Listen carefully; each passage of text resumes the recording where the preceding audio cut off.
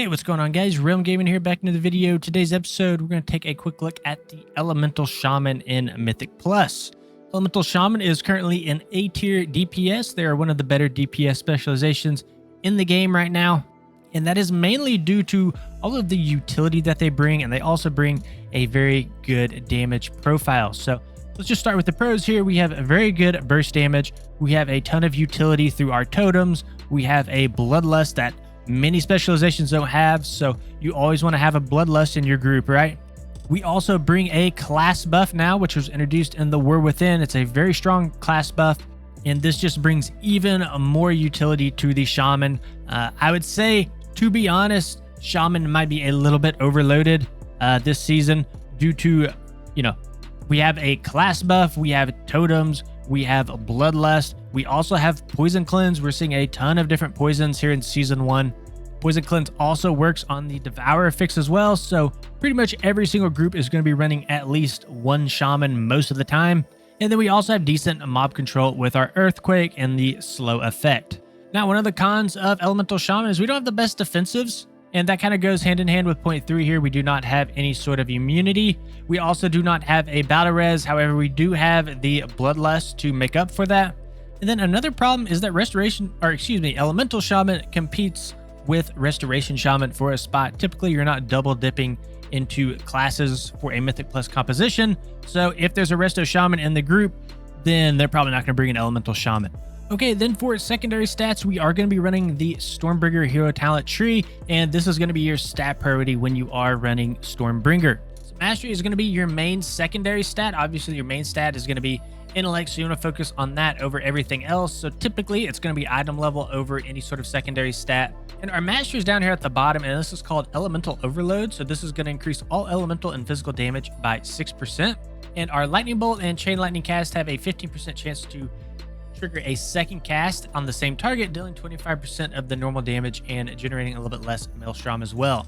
So all these different spells here have a chance to just essentially overload and cast again at an additional time, just at a reduced effectiveness. And one thing that's kind of cool about this is if you do actually talent into Mountains Will Fall, this will also affect some other spells as well. So this will affect Elemental Blast, Earthquake, and Earth Shock if you do spec into Mountains Will Fall. Now, one of the reasons that this is such a strong secondary stat as well is because how it works with Ascendance. So if we take a quick look at Ascendance here, we can see that you will transform into Flame Ascendant for 15 seconds, instantly casting Flame Shock at 100% effectiveness. But the main part we're worried about here is while Ascended, Elemental Overload damage is increased by 150%, and spells affected by your Mastery Elemental Overload cause 1 additional overload. So the more overloads that we do get overall, the more Maelstrom that we do generate, and the more damage that we do. Now, following closely behind Mastery is going to be our Haste, and Haste is very strong for a very similar reason that Mastery is strong, because the more cast that we can get off, the more Maelstrom that we will generate. So you're going to be casting as many spells as you possibly can, build up that Maelstrom bar, and then expend it on powerful spells. Then Critical Strike is going to be very strong for Elemental Shaman as well, because we do have a base 250% Critical Strike multiplier. And just through our talent tree in general, also through our tier set, we see a ton of synergy with Critical Strike. So it is a pretty good stat for us. And then finally at the bottom here, we have Versatility. And typically you pick this up if you are struggling to survive certain encounters and you just need a little bit more damage reduction. Okay, let's take a quick look at some of our talents here. Just kind of see what we should be focused on more than anything in our talent tree. So one of the main spells you're going to have here is Tempest, and this is going to be through the Stormbringer tree. So every 300 Maelstrom spent replaces your next Lightning Bolt with Tempest. So this is very important to know that Tempest is treated like a Lightning Bolt. So throughout all your talents here, any sort of talent that synergizes with Lightning Bolt will also synergize with Tempest. So we'll go over this more in depth a little bit later, but just for now, know that Tempest is treated as a Lightning Bolt. What this will do is you'll press it, and it's going to do a big sort of AOE ground effect. It's going to shoot down a big lightning strike, and it's going to do a whole bunch of damage to your enemies. Then at the bottom of the tree here, we have Awakening Storm. So Lightning Bolt and Chain Lightning have a chance to strike your target for X amount of nature damage. Every 3 times this occurs, your next Lightning Bolt is replaced by Tempest. So let's get over into the sort of meat of Elemental Shaman and what makes it work and what you should be focused on in the talent tree.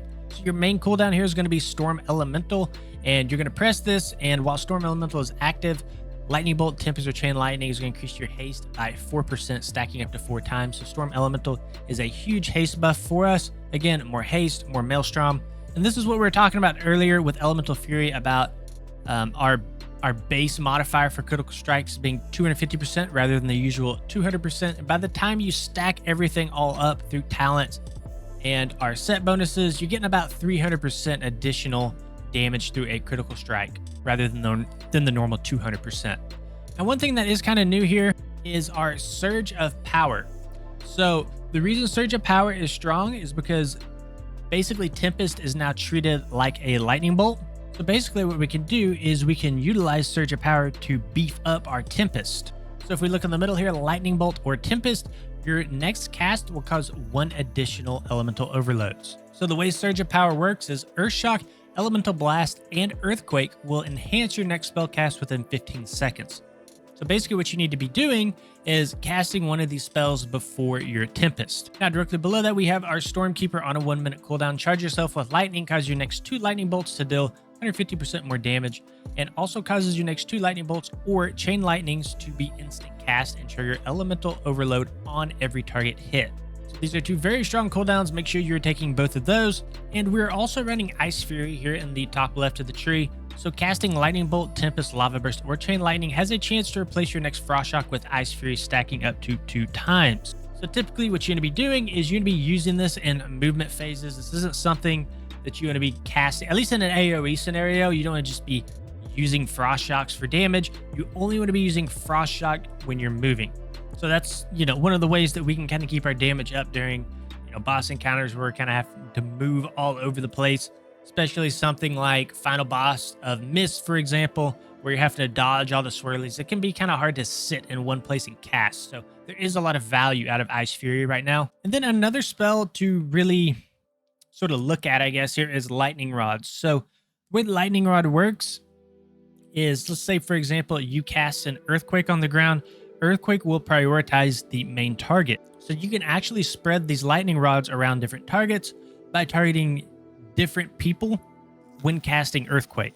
So for example, let's just say you're targeted on mob X. You'll cast Earthquake while targeting mob X. Then you can tab target to target Y, cast Earthquake again, and now you have lightning rod on 2 different targets. This is something that I feel like is a easy way to kind of boost up your DPS. And I feel like it's something that's typically overlooked. And remember, also Earth Shock and Tempest will also apply a Lightning Rod.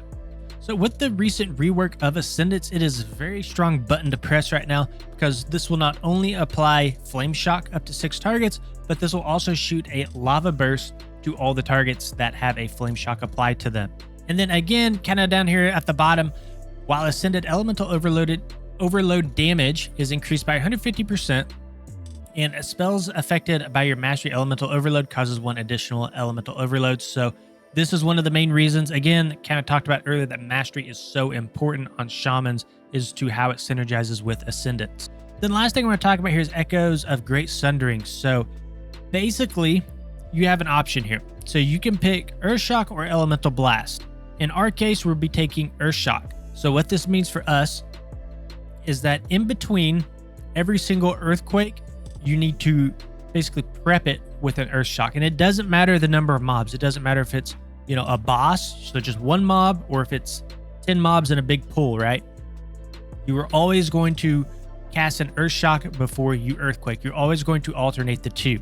Now, I'll have sort of a note or a disclaimer when we get into the rotation to talk about this a little bit more. But if you are taking Elemental Blast instead, then you will only alternate the 2 if you have 2+ mobs who will stand in the full duration of Earthquake. So on a single target fight, you would not be using your Earthquake, right? On a boss fight, you wouldn't use Earthquake in this case. Okay, let's go ahead and kind of talk about our single target damage rotation. Looks kind of complicated, but to be honest, it's really not too bad. So the opener here is going to be a series of 6 different spells, and then from there, you will just kind of go into the sort of single target priority list. Then we do have a note here, which is what we just kind of talked about towards the end of the talent section. In case you skip that section and you just hit this chapter, if you are running Earth Shock, then you will always alternate between Earth Shock and Earthquake. No matter the target count, it doesn't matter if it's 1 mob or 10 mobs, you always alternate between the two. Now, if you are running Elemental Blast, then you will only do this at 2 targets or more who will stay, and those 2 targets need to be standing in the full duration of Earthquake to justify going back and forth between these 2 spells. So just kind of keep that in the back of your head as we kind of go through some of this. Okay, and I did make a small update here to our arrows. So anything in red here is going to be an optional spell. So it depends on the talents that you're running, right? If you're running Primordial Wave, then you'll do this step. If you're not running Primordial Wave, then you'll skip it. So in our cases for this guide, we can skip all the red arrows essentially, but if for whatever reason you're running something like Aftershock, you're running Primordial Wave, you're running Liquid Magma Totem, then just make sure you're not skipping that specific step. Okay, for our opener, we're going to be pairing Storm Elemental, Stormkeeper, and Ascendants all together. Again, our Ascendants will apply Flame Shock to all of our targets, as well as a Lava Burst. And the reason we want to try to pair these 3 up together is due to the Mastery Elemental Overload that we get from Ascendants. We want that benefit to also be applied to Stormkeeper and our Storm Elemental. So you will actually be casting Storm Elemental and Ascendants on cooldown. They don't have to always be paired together. It's better to get more uptime than to necessarily just like pair them together. But if you do see them both available at the same time, make sure you're pairing them up. So that's really it for the opener, right? Use your big buttons and send a Lava Burst. So going into our single target priority, we have Storm Elemental, Stormkeeper, Ascendants. Make sure that we are keeping those on cooldown as much as we can. And we always want to be syncing up Stormkeeper with Ascendants.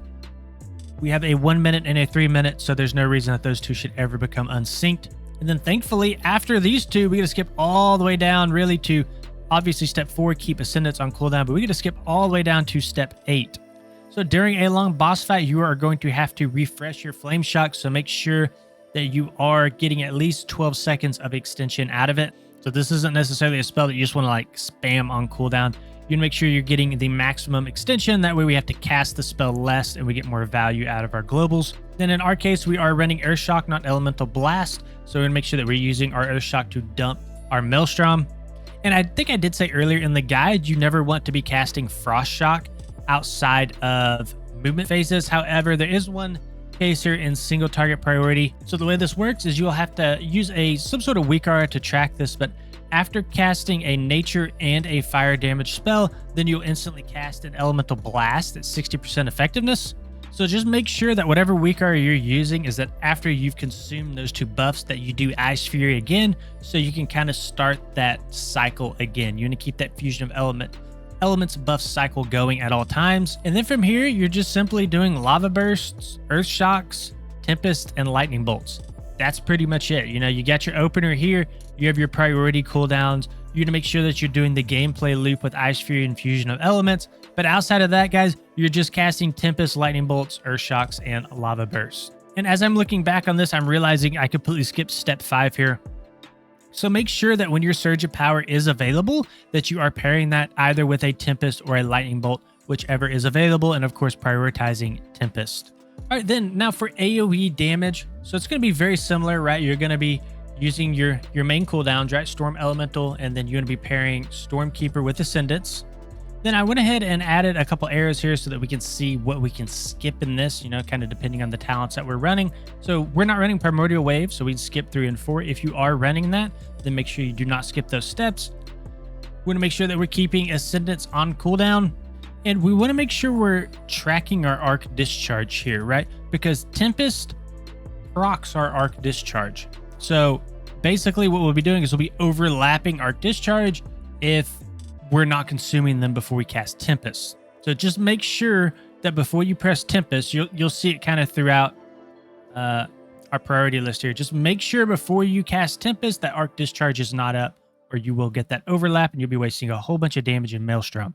Now from here, we can kind of see that Earthquake is getting worked into the mix. Again, if we refer to our note, we're going to make sure that we're Earth Shocking before every single Earthquake due to Echoes of the Great Sundering. That's going to be on both single target and AoE damage. So make sure that you have that sort of gameplay loop built into your rotation. Now, for the most part, you want to be linking your Surge of Power up with Tempest.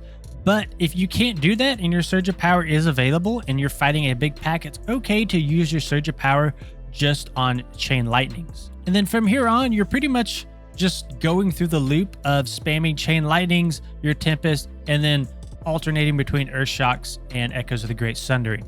The only thing that really changes down here is, of course, Ice Fury and Frost Shocks during heavy movement phases. Now, if you do remember when we went through the talent section, you can actually target, you can kind of tab target through the mobs when you are earthquaking, and you can put a lightning rod on multiple targets instead of just one. So that's a little tip there, just to kind of beef up your DPS a little bit more.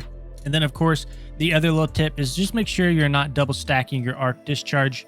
Make sure that it has been completely used before your next Tempest. And then, of course, the final tip and the note that we just talked about, weave in those Earth Shocks and Earthquakes. And of course, we cannot end the video without saying thank you to our patrons. Guys, if you enjoyed the video, please consider liking and subscribing to the channel. We'll see you on the next one.